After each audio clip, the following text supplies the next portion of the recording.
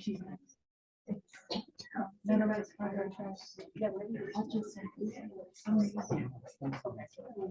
Well, good evening, everyone. We'll go ahead and get started. It's about 5 after 6.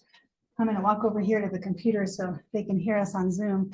For those of you who don't know me, I'll introduce myself. I'm Angela Prada, a county extension agent, and I am here along tonight with Abby Hayward. She is our county representative, Department of Public Utilities, Conservation and Resource and Conservation Program Director. And we're real excited. Welcome to week 2 for tonight's program on site inventory and assessment. Tonight, we're going to learn about what we do with our space, what we can do with our space. And we've got an excellent program. Ruth Doyle is our speaker. She is a retired landscape architect and designer from the U.S. Forestry Service, recently retired, and has been a master gardener in our program since 2022. So she brings a wealth of knowledge. We're excited for what she will share tonight. And just a couple of housekeeping items. If you didn't sign in, I think most of you did. Please do so before you leave. We've also got a list of resources compiled for you to take and look at home at your leisure, just with some of the things that we've pulled for our presentations over the course of this series, as well as a schedule and with the classes that are still to come. So again, this is week 2. For folks on Zoom, if you would like to ask a question, please type in the chat and we will address your question either during the program or at the end. And if you all have questions, I'm not sure, do you want to take questions along the way, Ruth? Sure. Okay. Feel free to interject. It's more of a conversation, and just we'll go ahead and take questions as they come.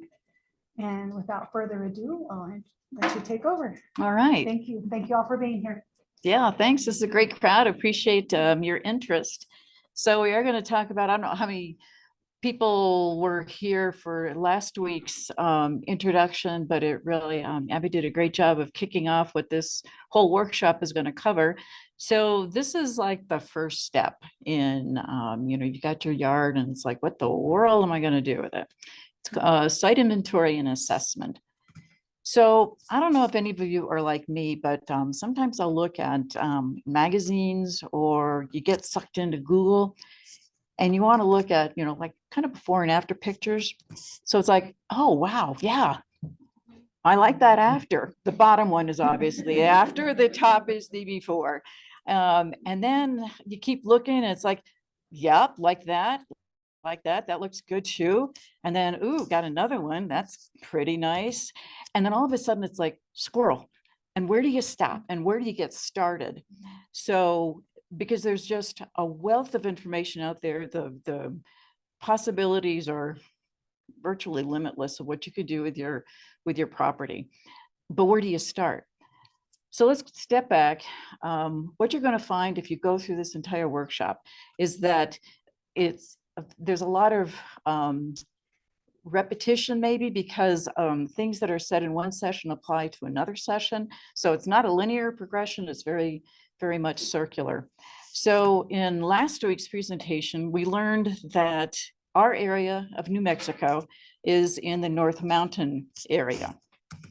And there's this USDA plant hardiness zone map thing, and there's all sorts of zones. And for White Rock and Los Alamos, we're in zone B or zone A, somewhere in between there. And what the USDA hardiness zone is, it's based on the average annual minimum winter temperature.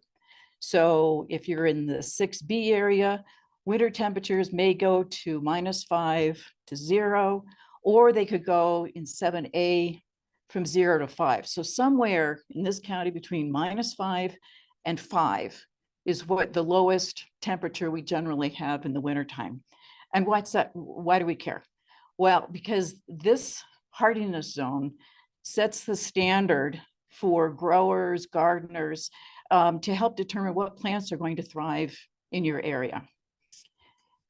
So to create our, what I'm calling dreamscape, We need to know more than just the hardiness zone and the climate area, because that applies to a huge, huge place.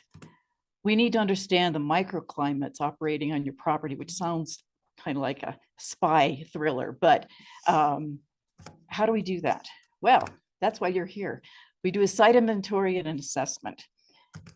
And that basically includes walking around your yard, looking at all the environmental conditions, what the buildings are that you have out there, other infrastructure, fences, outbuildings, what you don't like, what do you want to save, change, or remove. And then based on this inventory, you look at the current conditions and you determine what resources, actions, what opportunities and are presented and should be considered with what you've got on the ground. This is kind of important. The better you know your site, the better your design decisions are going to be. And the site inventory and assessment helps you determine the growing conditions on your property and what's needed to sustain a healthy landscape. Not that we aren't going to be making mistakes, but ideally, this is what, to help minimize those things. And it's good, even if you have been living in your house on your yard for a long time, and you're finally now at the point where you want to do something different with it, or you've just moved into a new place and you've got, if you're lucky, maybe lucky, it's a blank slate. It's a new property, just been built, or so anywhere that you are, this inventory and assessment is helpful. So how do we get started? First of all, you want to create a base map of your property. And there is a really cool website that is available. We have it as one of our resources that can help you kind of come up with general rough dimensions of your building and your property. It doesn't do the site plan for you, but it does give you at least dimensions, so you're not out there with a everywhere. So what you want to do is you are looking at the basic dimensions and the shape of your property, boundaries, setbacks, easements. So we want to look at buildings. So we got the house, a shed. If you have any paved surfaces, like a patio or a driveway, well, most everybody's going to have a driveway, sidewalk, access to your house, access along your house. If you have any fences, shown in the red here, and utility easements. So, and I got to start out, this is a totally fictitious, just for demonstration purposes. And the houses and then the property are probably not at all in the right size based on what you're going to find, how much of your house takes up your property, but I needed room to put in all my notes. So just take it as a little artistic license. So you may have a county survey plat or a property sketch when you've got your that you can at least start with. So what you want to do is just begin with the basics and get to know your particular site and the microclimates. Now, microclimates are, like I said, you got your hardiness zone, statewide thing, then you've got the climate area. So now you're looking at your specific property. And microclimates are dynamic. They can change and evolve as you and Mother Nature go and do things different, make changes to your property. You're encouraged to take as much time as possible to do this site inventory and assessment, ideally a year. Now, you might not be that patient. You might want to just jump into it, and that's okay. But if what you want to do is just try to get a good idea of your property at all times of the year. So we've got our base map, and also north arrow is really helpful. In this case, north is pointing to the left. And this is not done to scale, but when you're working on your little property, you might want to do it to a scale because it does help, especially if you're trying to figure out how much of your yard is going to be planted, in flower gardens and something. So rather than draw something that, well, it's maybe this shape, at least I want to have this much space to it. So I found that 1/4 inch to a foot is a really easy scale, and you can get grid paper that is, notebook paper that's gridded off, and it's each little box is a 1/4 inch. So that makes it, pretty handy. So we've got our base map ready to go. Microclimates are influenced by a whole host of factors. And I guess before I get, are there any questions before we get going? Okay. So one of the factors is soils. What do you have? Is it sandy, loamy? You know what those things mean. Is it rocky? Is it a combination? Is it alkaline, acidic? What's the makeup? How healthy is it? And why do we care? Well, because that is one of all of these factors are going to have some influence in, how productive your ground is going to be, what kind of plants are going to do well there. So it's really good. All of this information is directly related to what you want to do with your property. So getting a soil test is highly recommended. We often we use Colorado State University. Had mine tested last summer. It's a really easy process. I thought it was pretty cost effective. I don't remember how much it was, but and you get the results pretty quickly. You get this chart, tells you all you needed to know and then some. But it's a good start, because one of the things that can help you, do is not just think, well, I better throw some fertilizer on here. I better throw something on here. And then you're spending a lot of money on stuff that maybe your ground doesn't need. So Angela is going to be talking more about soil prep. So you'll be hearing this again in a couple weeks. So we've got our soil. On my little fictitious property here, I've got this patch of compacted bare soil. So I note that as I'm walking around my property. The other thing you want to look at is orientation and sun exposure. Moist.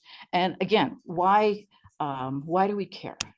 Oh, and one thing I do want to mention before we leave soil, before you start doing any kind of major excavation, I'll mention it now, you'll hear it again, is you might have some utility lines under there, somewhere hiding. And so always be sure before you start, if you're just going to dig, plant a few flowers, that's one thing. But if you're going to do some major work, call 811.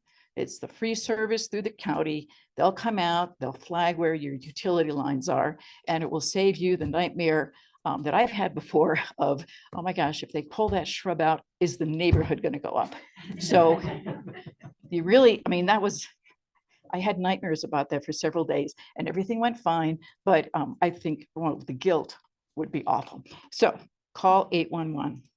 Okay, so orientation and sun exposure. What do we mean by that? So northern exposure, and usually, like that'll be on the north side, obviously. It'll be shady most of the day, less wind, typically moister. So here, this little bubble on the north side of the house, it's probably going to be a little cool and shady because the house is going to be shading it most of the day. And we have the north side of our house, when snow flies, it lands there, it's usually a couple months after the rest is greening up, rest of our property is greening up, and I still have big patches of snow. So it does stay cooler and wetter over on the north side. Southern exposures are a little different.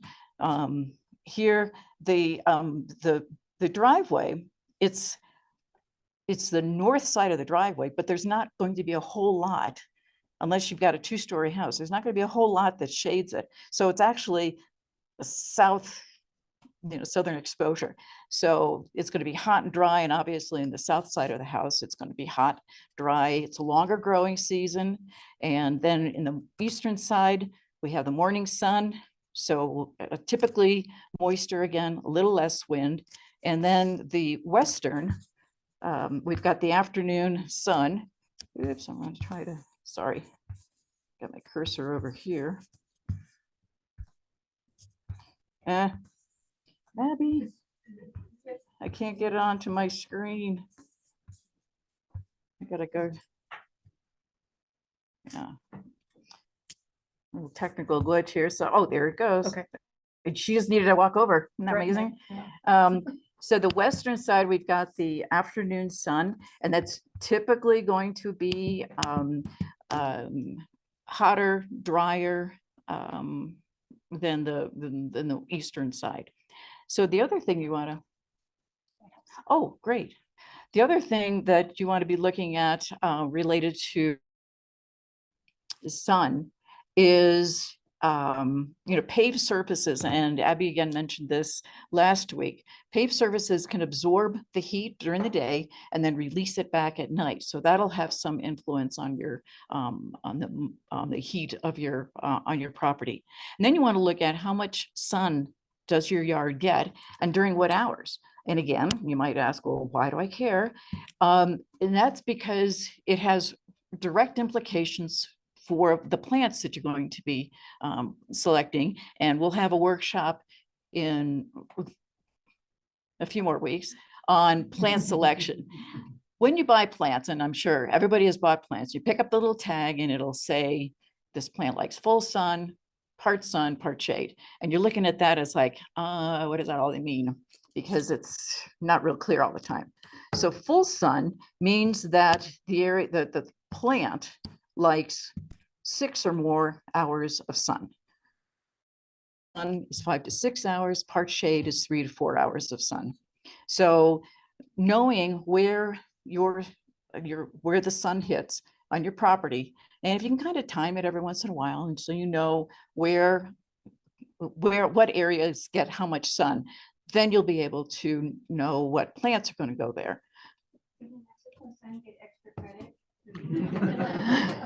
Yes, good sunscreen. I'm going to do the plant selection thing later, and we'll talk about this then. But here, if you see something that says partial shade, you don't want it to get very much sun at all. If you see something that says full sun, you can put it in partial shade and probably be just fine. But unless it's a native and very, very hardy, full sun is not a thriving environment for New Mexico, or for this part of New Mexico. We're up high and the sun is really intense. Yeah, it really beats down. And as I mentioned earlier, microclimates can change. You put things in, and I've found this on my yard. I put in some trees, and all of a sudden this really hot sunny spot, the plants, because my Apache plume are kind of like, they're more ground cover because they're just not getting enough sun. Yes. Just a comment, if you have a property that have mature trees and you do this and, kind of plot this out, and then if you have to do any major pruning of those mature trees, it changes, so like you said, a microclimate, it does change. We've experienced that. Yeah, right. Keeps you guessing. Just I was gonna say, like your housing too, we bought a house a few years ago and I planted natives that like full sun, but I didn't take into consideration that the house was sort of a light golden color. So that reflects back even more and it just fried all those plants. So also where you're putting those plants in full sun can have a big impact. The house can really magnify the. It can. Yep. Yes, there is a question next. Well, it's not a question, it's sort of a comment. At one point, we had quote unquote southwestern landscaping in our front yard, which was mostly rocks. And that generates a huge amount of heat. Yeah. To the point where the house is uncomfortable. And I whenever I see somebody who's gone and done that kind of landscaping, I wonder if they also installed air conditioning at the same time. Right. Because it was, we took it out eventually and replaced it with the dark colored mulch, which helped a lot. Yeah. And if you were at last week's presentation, Abby did have a slide that talks about the based on what kind of ground cover you use, if it's a mulch or paved surface or whatever, what that does to the ambient temperature. Yes. The county can give you a picture similar to what you can get on Google Maps, but on that picture, the lines for your power and your gas and stuff will be drawn out. And it can be real helpful because, at least for us, we've been thinking of remodeling for 25 or 30 years. And that means we have to dig some stuff up. And I've had it marked once, with the little flags, but, that was 10 years ago. I agree, it's a ton better. I was trying to find my easement and it turns out I can't because there's a whole bunch of active lines. It just really sucks. But the county did come and they print out of my property. Yeah, the I have to belts. get the ArcGIS to get the dimensions. Yeah. Can you repeat that? They're not able to hear. Oh, I'm sorry. Yes, there were, there was the county can give you a blueprint of your utility lines. Is that what you're, right? Did I? Basically, yeah. Yeah. A photo of like aerial view of your property and they mark the utility. Okay, you can, okay, so you can get in it. I would still recommend calling 811 if you have that paper. Do that whole belts and suspenders. You got the marked on the ground and you have the paper copy. But you can get an aerial from the county and they will mark where your utility line. So you have that before you start breaking earth. So what we're talking about also is, as you're walking around your park, it's coming from, but also as you found, where are all also the sources of heat from structures, from slope, vegetation, the direction your house faces. And obviously shade does change by time of day and season. Another factor is this prevailing wind. And generally in Los Alamos and Los Alamos County, the wind's coming from the south-southwest, sometimes south-southeast, but that's generally, that direction. And it is affected or can be affected by structures and vegetation can help affect that a little bit. And then you want to be looking at a slope. So, so in this, use my little pointer here. In this property, the slope, it's from the east towards the house. And then on the southern end of the property, it slopes towards the house. So we've got a little bit of topography going on around here, which is good. It's interesting. And the reason we're worrying about slope is that it does influence solar radiation and wind exposure and water flow. So obviously wherever the slope is, that's where the water is going. And then what we found is that cold pockets often collect at the bottom of slopes. Your house, or on your property, it may not be that expansive enough, but if you've ever been hiking and you go in the canyons, you know that feeling of the wind coming down, cold air or cool air coming down canyon at night and up canyon. The warm winds go up canyon in the daytime. Okay, so then existing vegetation. So what do you have out there? What's the condition? So here, a lot of us have found that, especially if we've neglected, sometimes it's like you just take a few weeks off and that vegetation, those shrubs in your front yard are all of a sudden eating your house. And it's, or you've got this property has a spotty, weedy lawn, it looks pretty bad. And then you also want to look at where are water sources. They can be from gutters around the edges of the house. And there could be also, just as it's, you got a slope, we've got a low area here right next to the house and the patio. Do about that. So at this point, again, you're just collecting all of this information. You're not worrying too much about trying to jump to all of a sudden, what are you going to do with it? Just collect that information. You're just doing that basic walkthrough. Then another important thing to look at are views and privacy. So you want to be looking in your house out and outside towards your house. When you're in your house, look at it from like where you spend the time, from your kitchen, from the living rooms, dining rooms, your bedrooms. so you get a sense of what are you seeing out there? Do you have any nice views, or do you have any views that you want to enhance? Is there something blocking a view? Is there something you'd rather be looking at than something that's there, like a floodlight over in the north, or let's see, this is going to be the southeast corner. I've got this huge floodlight that is making it really uncomfortable at night when I'm out there. I've got neighbors' windows to the east, and not being paranoid, but maybe want a little privacy. This shed, previous owners put a shed here, and it is visible from any place when I want to be out the backyard. So what am I going to do about that? Don't know yet. I'm just noting that. But over on this part, I've got some really nice views out that way. So we've done our inventory. We've collected all this information, and now we are going to let's start looking at what actions need to be addressed to based on these inventory findings. And again, this is not something that you make a decision and like, oh, you can't change it.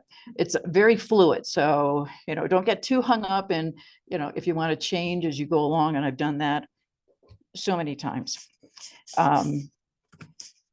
So I want to improve this soil before I do any planting. That's a given. It's compacted. I'm not going to get anything in there. So I got to do something with that. I need privacy here. I've got those neighbors' windows right there. I want to do some sort of screening. I've got these views that I want to enhance. So I don't want to be putting a huge tree or something that's going to someday be huge right there, because then all of a sudden this great view I've got is no longer, it's obstructed. Might want to try to frame it somehow, but I want to make sure that I'm going to be protecting that view. And then this floodlight, like I said, needs to be screened. And this poor shed, it's distracting. The location, if I'm going to be doing gardening down here, because this is my southern exposure, it's just like stuck out there. If I want to put gardening stuff in it, it's just not convenient. And at this point, I don't know what the condition of it is, but I'm going to assume that it's falling apart.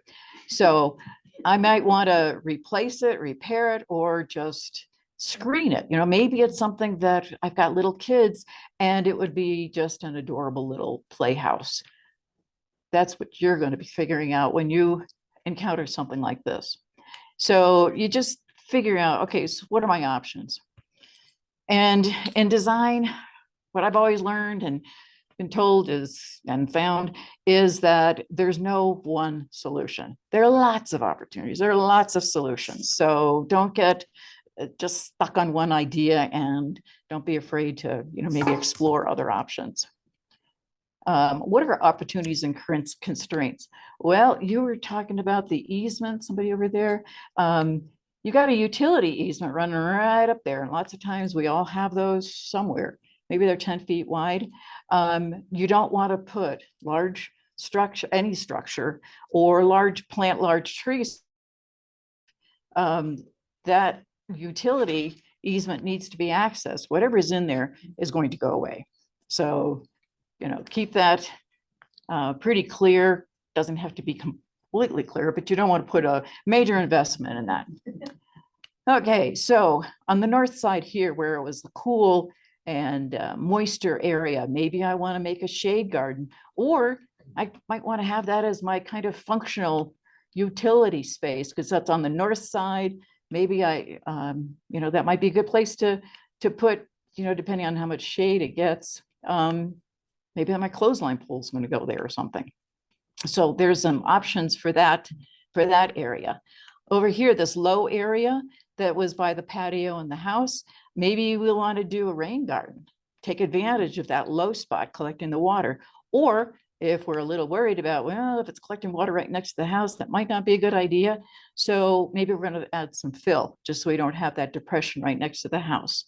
Over here on the south side of the house where we had that slope, if you've got a big lot, the slope might be really nice to have, but it also takes up a lot of space. So maybe you want to cut that slope short, I have a little retaining wall or some sort of terracing, and you get some nice, nice design features there. You get different elevations, and you can have all sorts of, different planting along there. So I'm probably going to wind up putting some sort of a retaining wall in there.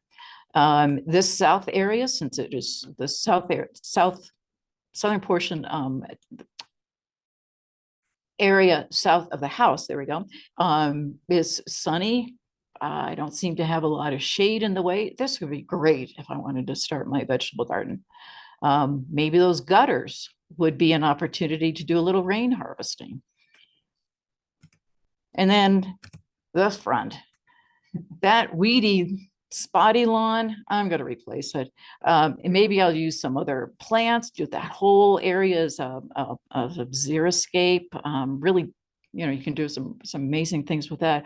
Or I might want to have, there might be a reason why I want to do turf.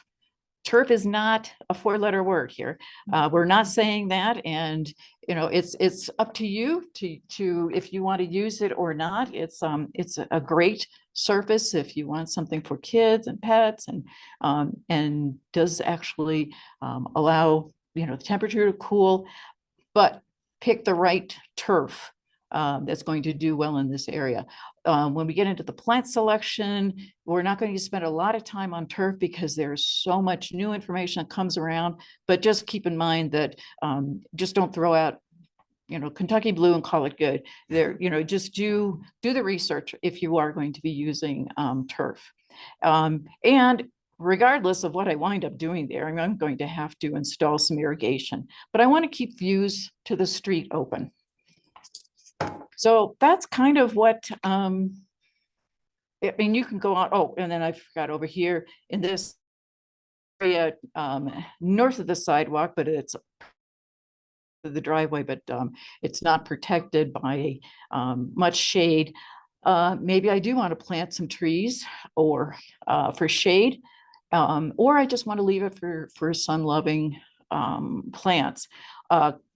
Caution though, because I just went through this on our property.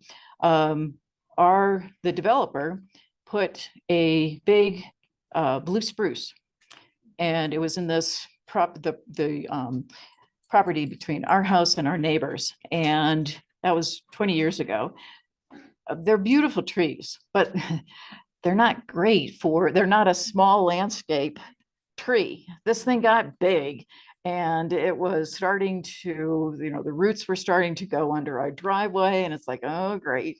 And so anyway, we wound up taking it out, which was a lot of fun. So just if you are going to do, and this goes for anywhere you put plants, which when you get into the plant selection session, really be mindful of that height, the full size of the plant. So this is essentially what the process that you go through. It can be as detailed and elaborate as you want, as you have time for, as you feel the need for. There's not a inventory police that's going to make sure that you've checked all these boxes, but I hope that you at least understand why it is that these are some of the things that we do look at, because ultimately it is going to influence what plants you can use, and it helps you understand and start building ideas of what is it I want to do in my yard. I have a question. Yes. You mentioned keep views to the street open. Mhm. Why do you say that? Well, that was just what I want to do Okay. with my little property here. But well, there are some reasons. We probably have all seen where you have the houses, and especially back east, foundation planting is like the thing to do, or it used to be. So you have your shrubs along the front of the house without regard to where are windows and how big is that shrub going to be. And all of a sudden that shrub, and use euonymus, cedars, all those shrubs that are really prevalent back east, and we're using here too. They get big, and all of a sudden the whole front of the house is obstructed. And so when you are looking at, it's not that there's something wrong about or that you have to keep views open, but it's and we'll get a little bit more into this next session on design, is keep things in scale. So, you just want to make sure that whatever you're doing is not overwhelming your house. And it's also, I think there is some security issues too, that you've got, you kind of have clear views. So, if, in our case, if there are bears lurking out at your, in your front yard before you go racing out, just so you don't have that it's like this major jungle that you can't really see very well. It also is what kind of related to the kind of welcome that how welcoming do you want your property to look? What kind of entrance statement? So it was just, I didn't want my views of the house obstructed. So that's why I was keeping the views open. Yeah, when I see that phrase, I don't think of plants right in front of the house. I think of them out at the sidewalk. Right. So you're not obstructing the windows, but you're providing a little bit of privacy. from the Right. sidewalk. Yep. Yep. So that's an entirely different thing. Yeah. Okay, I just needed to know where you were coming. And even that, would you want to have a solid wall of plants or this visual barrier, but you can still see through it? That's probably more where I was leaning. So is that clear? Thank you. Okay. Any other questions? Yes.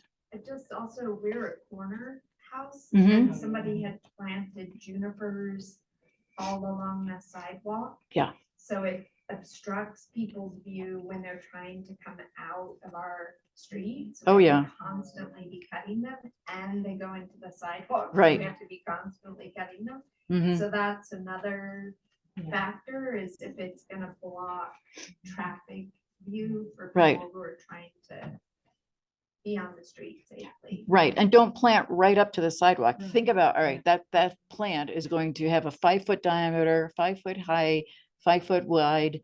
So plant it accordingly, because it will get to that size. Yes. Well, and there's fire mitigation too. Mhm. When, right after the Cerro Grande fire, you could get somebody to come out and mitigate, tell you what your landscape is doing. And I had this enormous juniper in my front yard.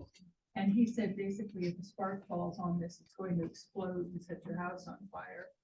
So we had to take it out. And there was all this beautiful rock work under it that I had no idea was even there. Right. So, but Just as we get further. it's something to think about when you're planting a flammable tree or bush. Well, and since it's wood, most everything is going to be pretty doggone flammable, but yeah, but there are some that are less. Yes. So, It's really hot, like wood, straight firewood, unfortunately. yeah. I got one taken down. Yeah. I'm not willing to part with my shade quite yet on the other one. So if you haven't heard the discussion we just had, it's related to after the fire that the county the county came through and would do some, look at the property and if there were some trees too close, or that's one instance it was if a ember landed on the tree, the whole on this on juniper, the entire house would go up. So that was great incentive for removing that tree. So yes, and I don't know if we've missed some other discussion. And Okay. current guidance is not to plant things like that under windows because it can burst the windows if something catches on fire. So trying to keep plantings away from windows.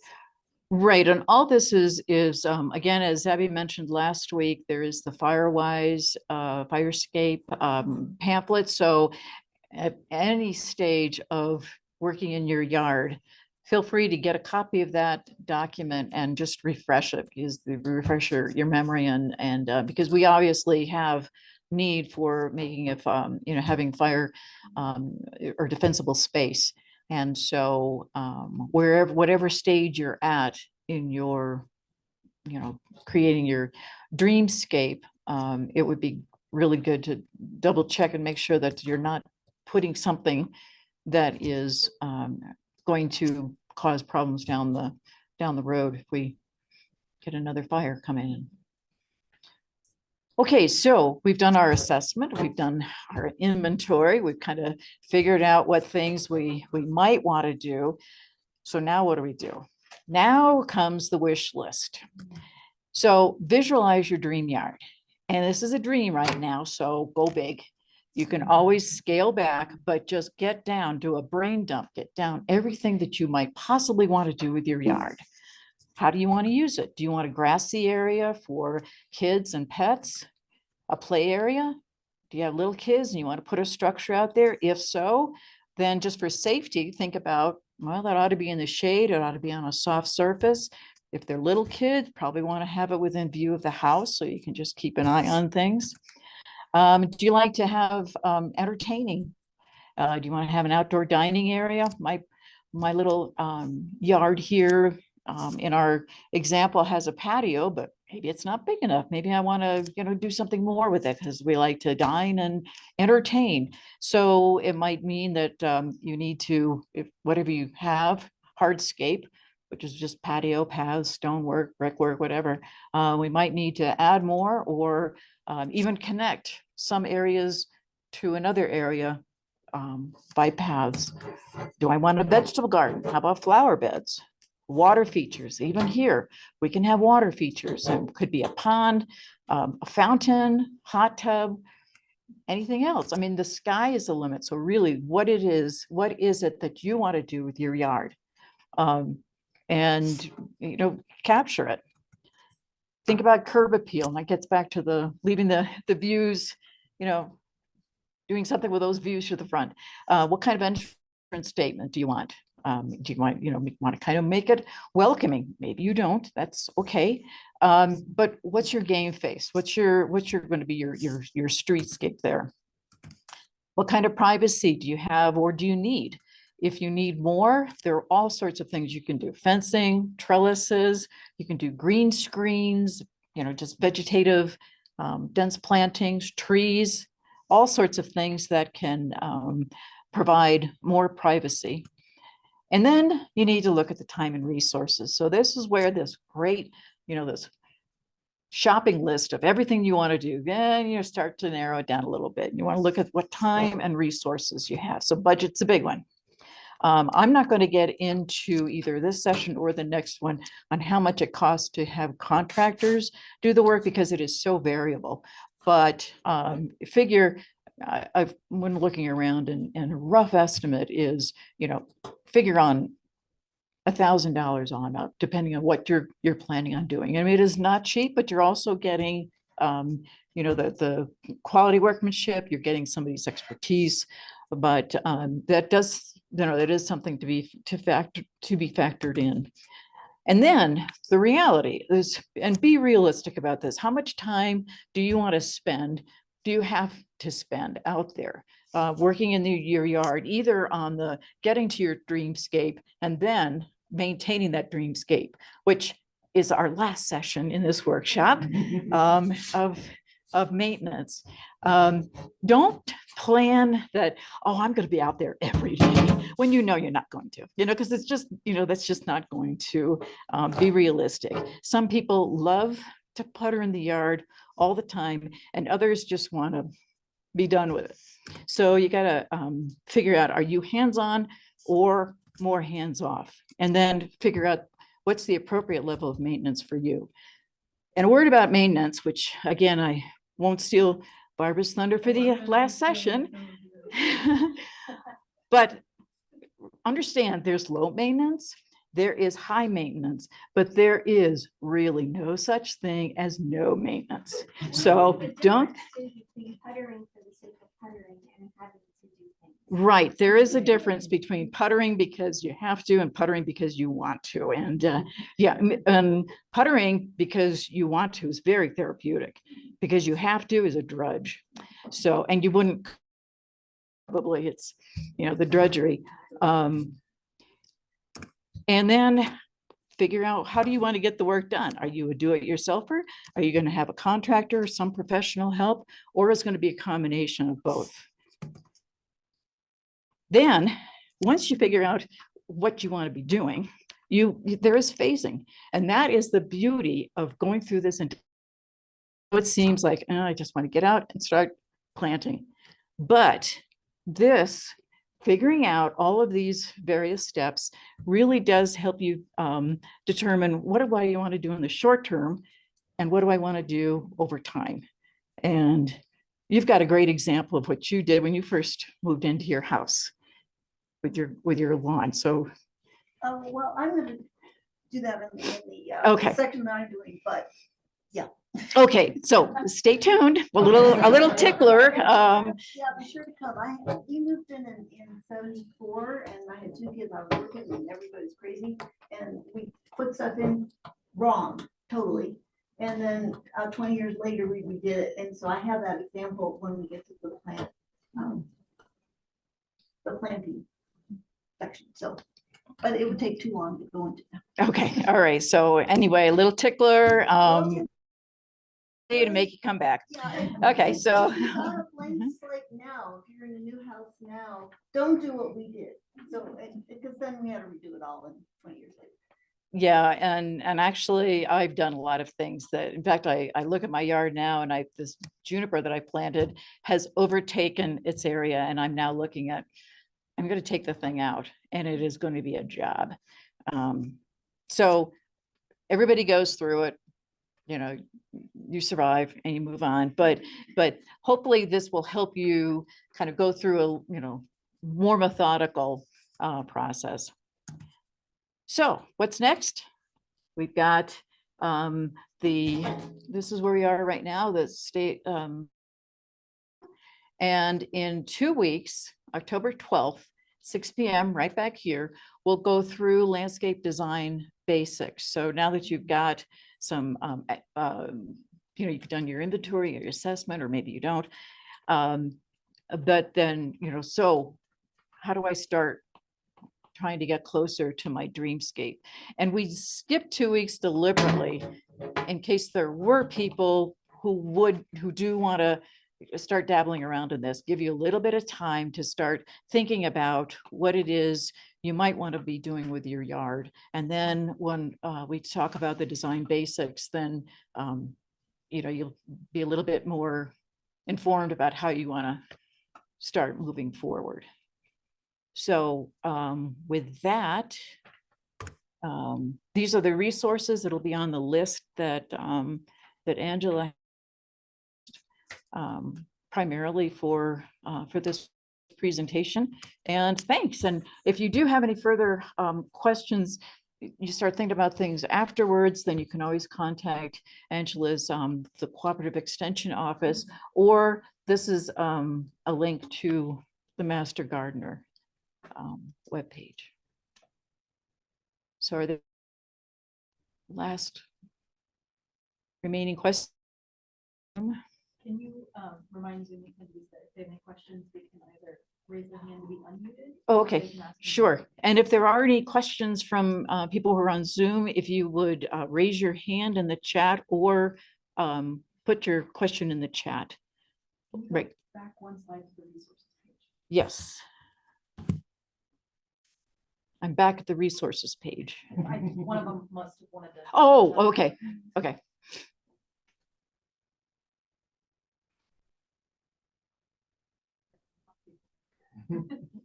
Okay. So is that it, or? We had a question. This is Abby from DPU for those on Zoom. We had a question about where all of the webinars and presentations and resources would be housed, and eventually, not yet because we don't have any of the videos finalized yet, they will be housed on ladpu.com/sustainable-landscaping.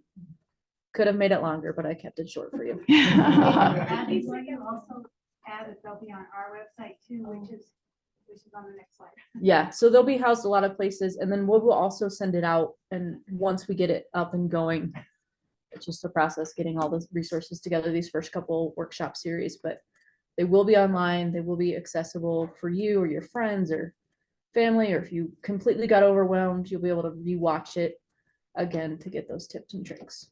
And this is the other place where that, the series will be available, and that's on the Cooperative Extension Office website. You can Google that website. Yes. The website is actually on your resources page as well.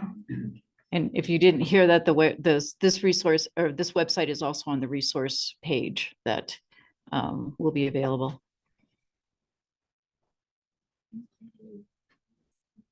Great. All right. Thank you. Know how to address fine fees, no. Do that